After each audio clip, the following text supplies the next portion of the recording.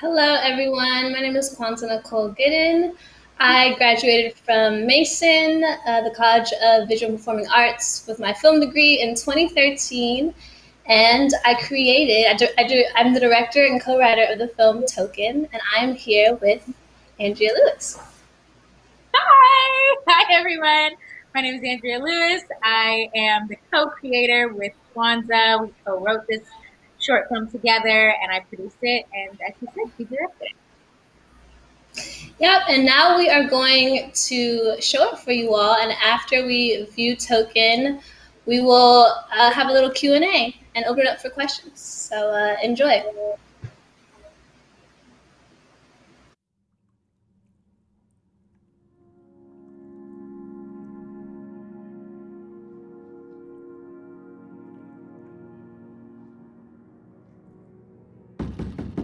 Yo, hurry the hell up! You've been in there for an hour. I gotta take a dump. Ew, go take it in Mom's bathroom. She won't let me. You got 5 minutes or I'm taking it on your bed. You got that, Oreo? You're disgusting, Marcus. Leave me alone and don't call me that. Clock's ticking, Oreo.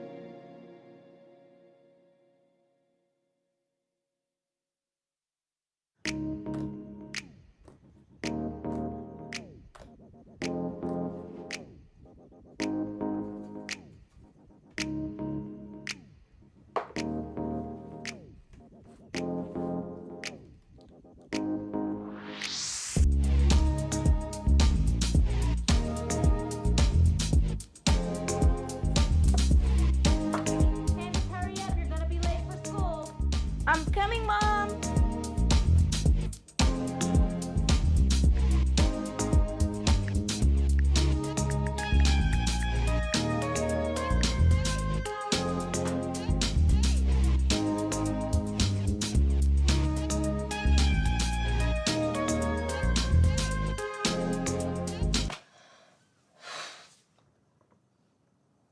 Yeah.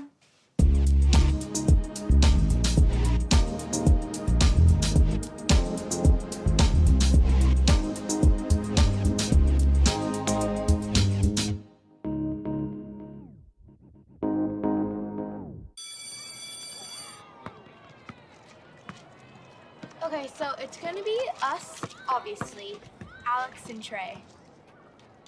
Wait, you're inviting Trey? Yeah, of course. Why, do you not want him to come?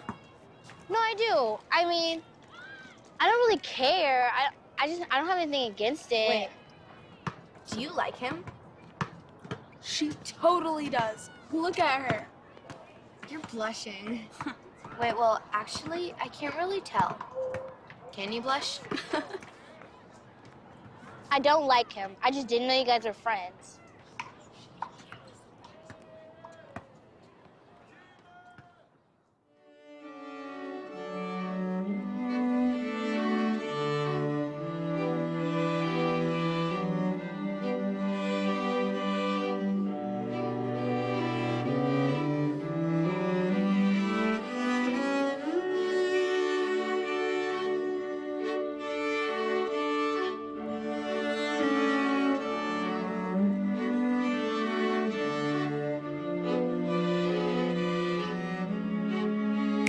Hello, Earth to Candace. Clearly you do like him. Well, I mean, he is kind of cute. You think so?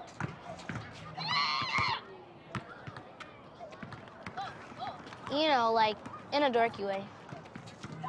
Yeah, I guess. But what about Deshaun?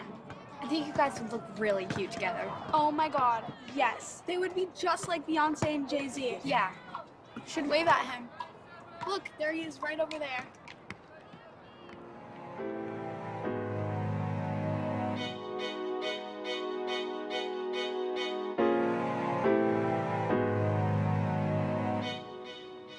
Okay, guys, ready? Yeah. 3, 2, 1. Okay, which one? Yeah, like that one. Yeah, okay. Wait, guys, look. Chrissy Mel just posted a head hurt challenge. We should make one. Oh my god, yeah, Candace, be in it. It's okay. You guys go ahead. Here, I'll film it. Are you sure? Yeah. Okay. Deshaun, hit it. Rolling?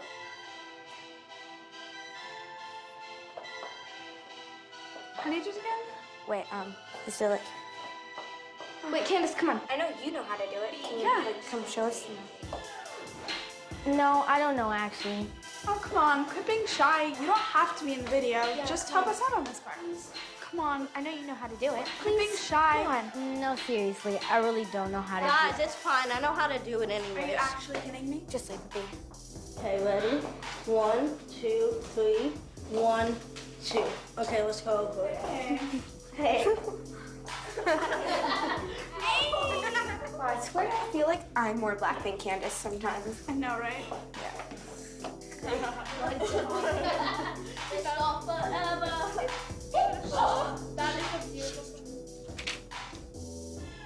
I thought I was the only one who did that. You okay? Yeah, I just didn't hear you walking up. But it's like the best combination of flavors and textures. Yeah, sometimes I add raisinets. Have you tried it? Oh no, but it sounds good too. Really good. Oh, by the way, I really liked the video you posted earlier. Really? You follow me? No one follows me. I have like 20. Well, I'm one of them. Maybe you didn't recognize me because I was from my slime page? You make slime too? Yeah, see? It's really cool that you like slime. Most boys think it's lame. Whatever, they're just jealous, you know? Candace, guys, come on. We're gonna play a game. Okay, guys. So we're gonna play 7 Minutes in Heaven. Wait, isn't that just spin the bottle? You kiss whoever it lands on. No, spin the bottle is so 6th grade. Instead of kissing, you have to go in the closet with whoever the bottle lands on for 7 whole minutes. Oh, what, are y'all scared? No, we just don't want to have to kiss you, Jessica. Whatever, Trey. No one wants to kiss you. I hate him. See? Oh my God, okay. Let's just play. Who's gonna go first? Here, we'll write our names down and then we'll randomly pick. Hey, maybe I'll get Sean. Shut up, I don't even like it. Yeah, right. You just don't know yet. Okay, first up is... Candace. Wait, let me see that. See, I told you, fair and square. Fine.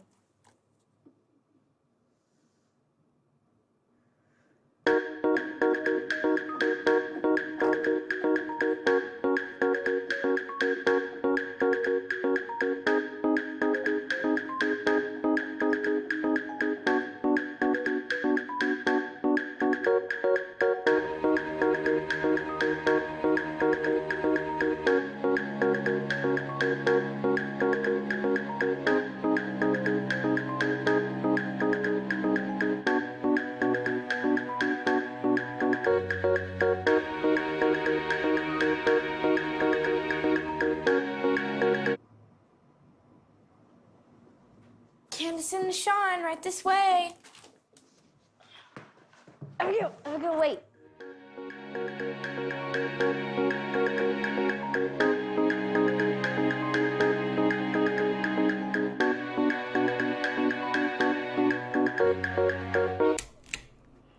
Hi. Hi. I like your hair. Thanks.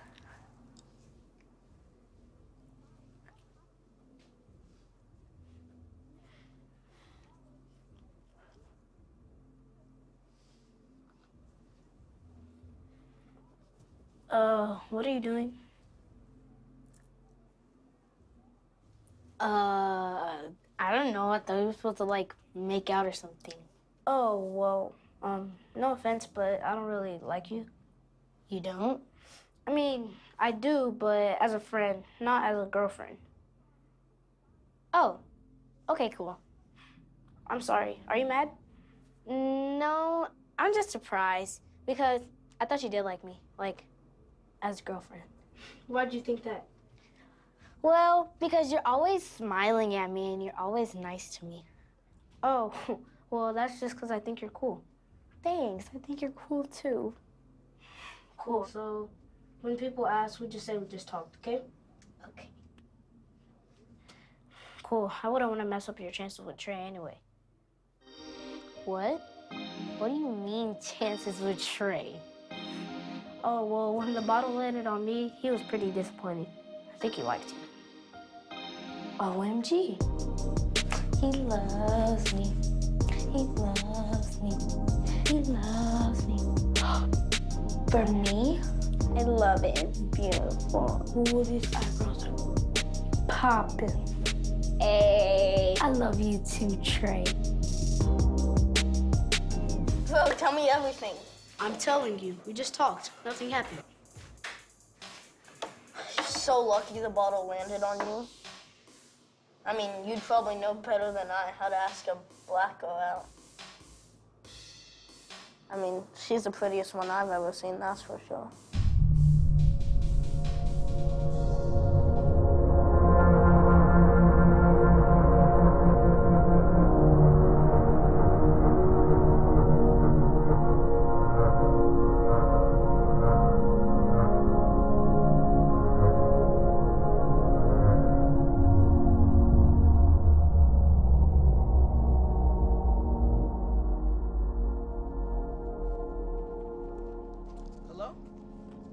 Hey, what's up, T-Dog? How you feeling, man? Good, good, good. You know, I'm just working this little girl. She's annoying sometimes, bro. She just doesn't listen, you know? What you doing, man? T-Dog, you funny, man. You real funny. you real silly. You trying to hang out tonight? Yeah, I'm on.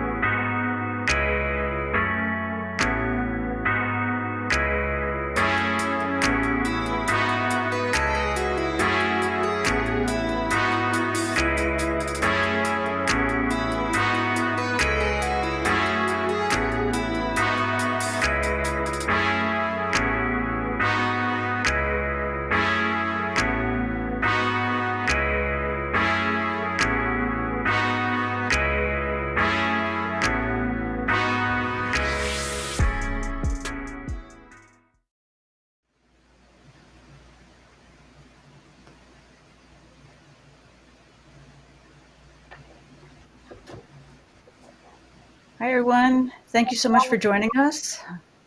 My name is Cynthia Fuchs, and I am the director of the Visiting Filmmaker Series at Mason, where Kwanza was a guest last semester.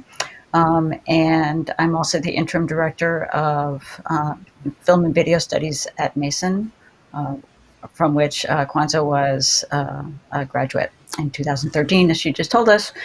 The conversation today is presented by Mason Arts at Home, and we're really pleased to invite GMU alumna Kwanza Nicole Gooden, as you saw at the start of the session. She's a winner of our Artist Alumni Support Initiative, a grant that was started to assist our CVPA alumni during the effects of COVID-19 on the arts industry. And she is joined today by her collaborator, as you know, Andrea Lewis. And as we chat today about what we just saw and their process to create it, I want to encourage our audience who are watching on Facebook and YouTube to comment your questions, and we will get to them at the end of the show. So thank you again for joining us. I'm just thrilled to be here with Kwanza. I actually had her in a class a really long time ago, and I'm so happy to see how well she's doing. So I want to start with kind of a basic question to open things up, and that is, what is, I imagine you both came to this with different sorts of inspiration, but maybe you could both talk about the kinds of inspiration that you had as you started thinking about the film and then putting it into motion. Maybe Andrea, you can go first. Oh, sure. Yeah, well, I love working with Kwanza. I think she's so talented and so amazing. And we wanted to make a short film. And so when we were just kind of chatting, somehow we started just talking about, I think, Kwanza's younger sister, and then just our overall experience growing up being kind of that preteeny age. And in our conversation, we kind of realized that we had both experienced that tokenism, kind of growing up in predominantly white neighborhoods or communities, and just feeling very like one of a few, and kind of trying to find your place and trying to find your identity, and so that was kind of the basis of our story, and then also crushes, just like the awkwardness of having a crush when you're that age and how difficult it is to navigate, especially when you're already different within the space. And so I definitely grew up like that and felt that way many times. And even watching this again, I was like, oh my God, this reminds me of like this birthday party that I went to, or like this school dance that I had. And I feel awkward again. And so that was how I went into it. And luckily Kwanza had could relate to the experience. So yeah. Yeah, for sure. I also grew up in a predominantly white community, and I actually experienced something similar where I had a crush on a boy who was biracial, actually. But he was fair. He was kind of fairer, fair skinned, and anyways, my white friends just didn't think that that was like right or adequate, and they were basically saying that I should get with the only other black kid that was in our class. And I just thought it was like a funny story experience that I had. And obviously, as a young kid, you're not really understanding those experiences, or like why your friends might be acting that way. But then as an adult and reflecting on it, I just thought it would be a fun way to kind of relate this story, and speak on these themes of dealing with like microaggressions and being a token like when you're a kid. So yeah, that was definitely the inspiration for me. Yeah. What struck me also was the way that the film doesn't include adults, and that you're really very focused on the kids interacting, and certainly Candace, a lot of focus on her face. She tells a lot of story just by her gesture and by her posture and by the way that her expressions. But talk a little bit about that choice not to include adults, because in the Disney version of this movie, right, we would have adults interacting with the kids. Yeah, I mean, for me, it was, I kind of wanted to really maintain an innocence to it. Like, even though there were some tough topics, being dealt with, I wanted to maintain the innocence and not have adults, for that reason, because that's kind of just really how it is, like, even though, it could cause pain, or it could cause, identity issues, or whatever it may be. It's not rooted in that. I think when you're a kid, it's obviously it comes from the parents, but I don't think any of, at least the friends that I had at the time, I don't think they had any bad intent, right, in kind of making these comments or insults or whatever. And so yeah, and I think that kind of makes it sometimes even more difficult to deal with. Right? Because it's like, okay, they don't mean it. They're just a kid. Kids will be kids, whatever the case may be. But yeah, that's kind of the reason why I didn't want to have any, and also just to show that like really kids are so kind of in their own world that like adults don't often really penetrate that, unless it's like trouble. So yeah. Okay. Andrea, did you want to say anything about that? Yeah, I was like, I could speak to it. I mean, well, to me, I guess just like what Kwanza was saying, but I think also, at least in my experience when I was a kid, I don't remember ever going to my mom to tell her like I feel like isolated or I feel alone. Like my parents were just doing the best they could, and they were excited for living in the community that we were living in, and they were just trying to have a better life. So they weren't thinking like my daughter's the only one in this class that looks like herself. And so I think those feelings, yeah, you just kind of swallow them, I guess. Or you don't really know how to express them unless they are like direct pain or somebody really saying something to you that was like overtly racist. I think that was the only time I would like maybe speak up. But microaggressions, I definitely did not talk to my parents about that, and just kind of navigated that world very solo. And so I think when we were thinking about this story, we really were just talking very much about our teenage, early teen experience. And once you said that, I'm like, yeah, adults never even came up in like the thought process of like how they would express this. I think because in reality, we don't. I don't think Black kids know how to vocalize that. And so they kind of feel like it's just them dealing with it and just them experiencing it. And yeah, you don't really know how to tell your mom or your dad that this is a thing. Yeah. Yeah, yeah. Yeah, certainly. I mean, at that age, you don't really have the language for it, right? And as you were suggesting that you tend to think that your experience is the experience. It's what everybody has. You know, you don't necessarily know that it's different or that it's something that you might compare to somebody else.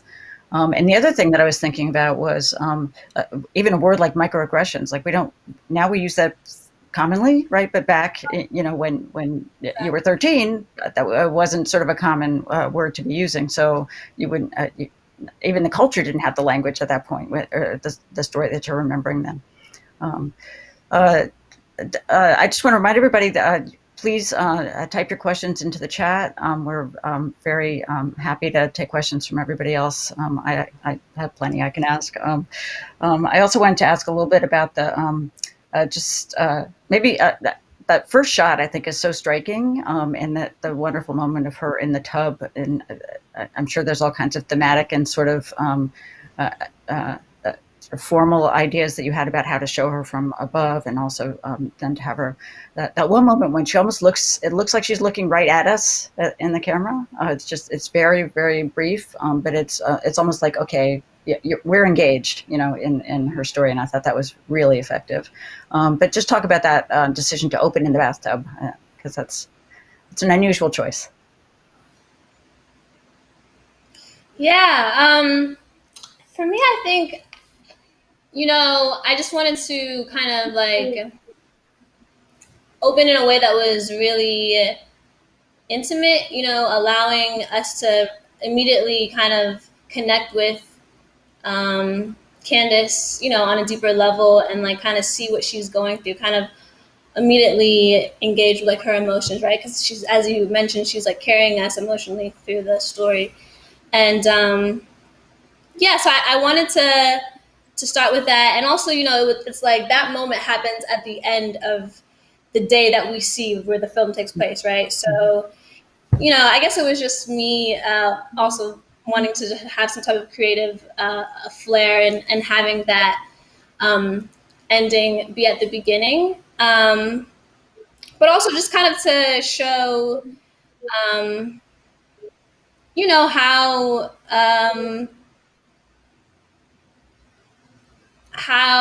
sometimes those situations could be really, can have really have a lot of effect, right? Like greater effects than people might imagine, right? And so that's kind of why I wanted to open with that. Just kind of immediately try to draw the audience in. Yeah. I think that was very effective. I think, can you go ahead, Andrea? Did you want to talk? Oh no, I was like, Kwanza Okay. told me about that shot, and it turned out exactly as he described it to me. So, and I Yeah. think, I mean, as an adult woman, I'm like, the bathroom is like my very intimate place. It's like my thoughts, my everything happens there. I'm just like, I chill in the bathroom easily. So, I think that's what that to me said, was kind of like that still, even as a 13-year-old girl, you still have these moments by yourself to be very concentrated and kind of decompress from your day, the good and the bad. And I think that's what you see with the character. Right. And we see that again later when she does the little dance in the bathroom with her, or in front of the mirror anyway, when she's doing that great dance. She's a great choice for your actress. She was fantastic. We have a question from the audience, and they want to know, could you talk a little bit about your choices concerning the music in the film? I was going to ask that too, so thank you for asking it.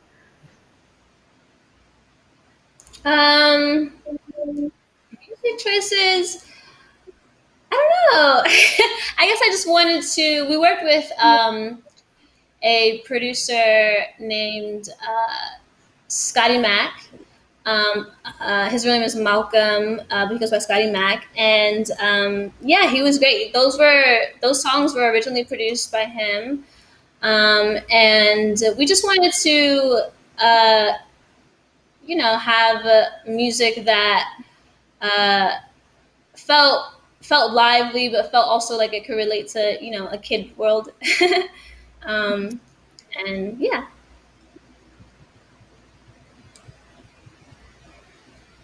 Yeah.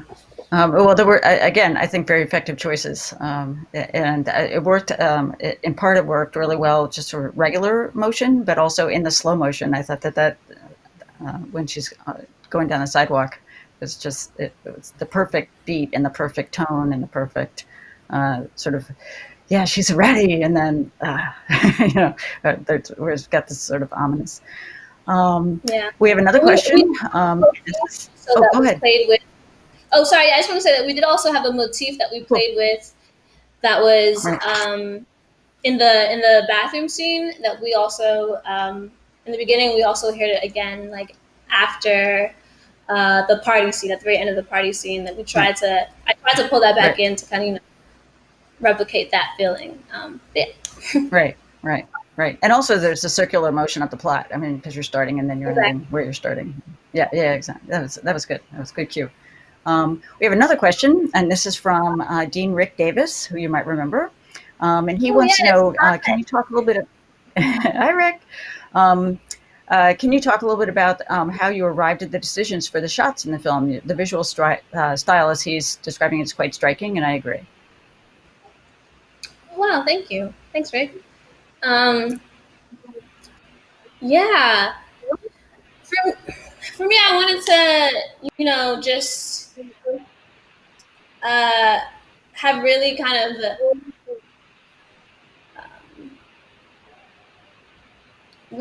of clean compositions. Like for that bathroom shot, I wanted to just have her be the focus and have it, not be too fancy with movement or anything in those moments. Yeah, Andrea, anything you want to add to that? No, I mean, I think we had a really simple storyline ultimately, and so I think Kwanza did a really great job of adding her natural artistic flair to it, and kind of giving us a mix of like this adult world but yet a kid world, and that was really it. Was us just trying to utilize what we had, both our surroundings and the quick turnaround that we had, and I think Kwanza did an excellent job too. Yeah. I know you made it very quickly. Yeah. Yeah, I mean, to be honest, there wasn't that much planning that went into the composition of like all the shots and all the shot styles. We just really wanted to make it visually interesting. One of my favorite moments is the spin the bottle moment, and I definitely wanted to really kind of shoot that in a way that was super clean and super, obviously having the slow motion to kind of build that anxiety and make it more of a moment within the film. Because at least for me, when I was a kid, like that's always how those parties would feel, those moments at parties would feel like, oh my God. So yeah. Yeah, I know. I was thinking when I was watching that scene, the kids' games are so brutal. It's so difficult to look back on it now, but at the time you're going through it, it's like everything rides on it. Like your entire emotional sort of being is wrapped up in that instant. Can you talk a little bit about, I know that you've talked about that you have worked together, and that was partly what sort of inspired you to do it again. And so maybe can you talk a little bit about some of the process of working together? Certainly writing together is its own process, but maybe somebody else in the audience wants to know, do you tend to work with the same people, not along, each other certainly, but also do you work with other people in your crew repeatedly? Like, do you have a team or a crew? I know for me, I mean, I work with a lot of different, I would say freelance creatives, essentially. But I kind of stick to the same ones as much as I can.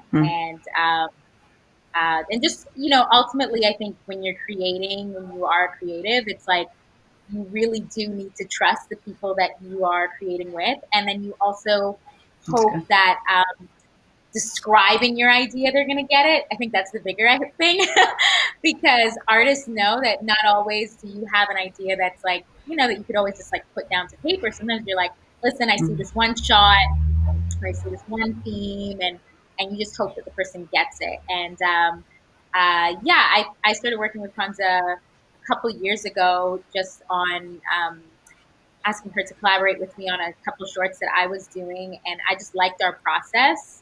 And then from there, it's honestly truly just been very easy. And that's what usually makes me still work with an artist or not, is if it's easy. And that was it. And our writing process was pretty similar. I feel like we spent maybe a couple hours just kind of brainstorming and like mapping out the beats. And then it was like, I don't know, what would you say, like a week later or so, we had the script maybe? I feel like it was probably a little less than that, but yeah, definitely. Wow. I think the writing process was very smooth, and that was something that I definitely enjoyed, writing with Andrea, because it was just like, especially on this story, because I think, it was so close to both of us that, it was really easy. It was like we had a session, where we were brainstorming, and then we outlined and everything, and then we would just I would be writing, and then I would just call her if I had a question on something, and we would just go back and forth doing that. And it was pretty quick. It's pretty smooth. Yeah. You were lucky to have found each other out there in LA. There's so many people. I mean, it's easy. It's not easy just to find people that you. It is crazy. And that is definitely how it has been in my experience. Out here in Los Angeles, it's just that, once you meet people that you click with, that you have good experiences with working with them, you just continue to work with them. Because what is unfortunate is that you will run into some people that you don't enjoy working with, right? Like that you have bad experiences with. And those could be so traumatizing sometimes that you're like, okay, well, you kind of have to very choose wisely. And when you find someone that you click with, that things you can work with easily, and they hear your ideas and you can hear theirs, you keep them close for sure. Okay, I have two questions coming up, but one sort of follows on what you were just talking about, so I'll ask that one first, and that is, how long did each phase of the production on this project last? Either the pre and the writing, and then the principal shoot, and then the post-production? Kwanza, you're the editor, right? Yeah. Mm-hmm. Yes, this wasn't a typical shoot for us. We kind of were challenging ourselves. So how long did it take for us to, I think, 3 weeks from inception? I'm sorry, what was that? No, go ahead. No, go ahead. The whole thing was 3 weeks. We did the whole thing in 3 weeks. Yeah, it's so incredible. Actual filming and the post was all done in 3 weeks, and that was because we were trying to meet a certain deadline. Otherwise, we would not have done it that quickly. We're not that crazy, but yeah, I would say we shot over the course of a weekend. It was 2 weekends, I think, right? 2 weekends. Because we had 2 weekends. Yeah, so we had 2 full days, and then we had to add a third day, I think. So it was 2 weekends, and then Yeah, but just 3 shoot days, right? And then 3 full days. right. And then we edited, I think it was like a week, maybe. So yeah, so it was pretty intense, but I think it turned out pretty well. Yeah. You're gonna have to do more compressed schedules like that, I guess. And then somebody else has another question. Have you been working during COVID? And if so, can you describe that process a little bit? Yeah, so Andrea and I actually have been working. We're currently creating a documentary, our first feature length documentary. And so, but that's just been mostly kind of meetings and mostly virtual. However, I have done some shoots, a few shoots. I also do like videography, and yeah, every set that I've been on we've had to take COVID precautions. I've had to get my temperature checked, all those things. So in preparing for production on our doc, we are also like figuring out how to produce in times of COVID. So it's definitely some adjusting, but it's gotta do what you gotta do. So. Yeah, I've just done lots of pre-production all year. I have not been on an actual set this year, and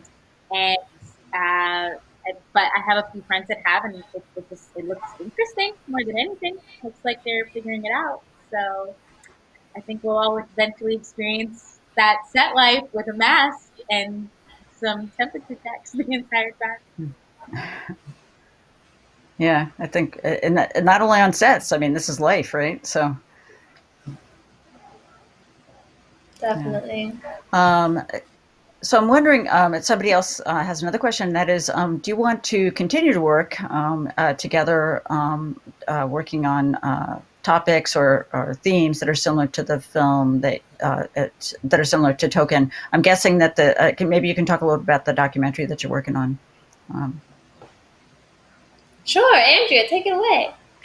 Yeah, well, no, I mean, yes, I'll say that overall. But this is very close to my heart, I guess. Just kind of adolescent stories of Black girls. I think that's a topic we don't get to see very often covered in terms of the Black girl teenage experience, whether she grew up in a suburban neighborhood or even in the city in an urban neighborhood. You really just don't get to see the point of view of young Black girls and their lives. And so that's something I definitely want to continue to focus in on, because I love that storyline. I love those themes. But the documentary that we're working on actually has nothing to do with the little teenage girls. It doesn't. Oh, okay. It's about Black women. It's about beauty.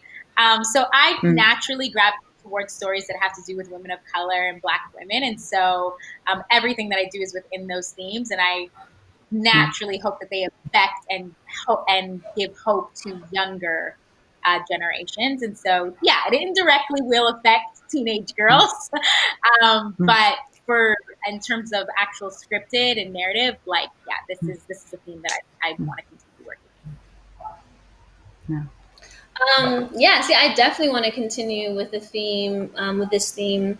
We definitely don't have enough coming of age stories featuring young Black girls. We definitely don't have enough rom-coms featuring young Black girls or young Black women. Like, there's a lot of room, I think, for content like this. And I'm definitely committed. For me, filmmaking is way bigger than just a cool career. Like, filmmaking is definitely serving a bigger purpose. As a Black woman, I know that telling stories that show different perspectives, show Black women, Black people in general, just in different slices of life is activism within itself, and I'm definitely just committed to continuing to share these types of stories, and I'm just really fortunate that I'm able to continue to do that. So yes, for sure. Yeah, thank you so much. Yeah, amen to that. The work that you're doing is so important, just beyond LA and beyond the entertainment industry, where, as we know now, certainly is, and as we have always known, but it's underlined every day how much the media affect the way that people think about each other, and having representation is so important.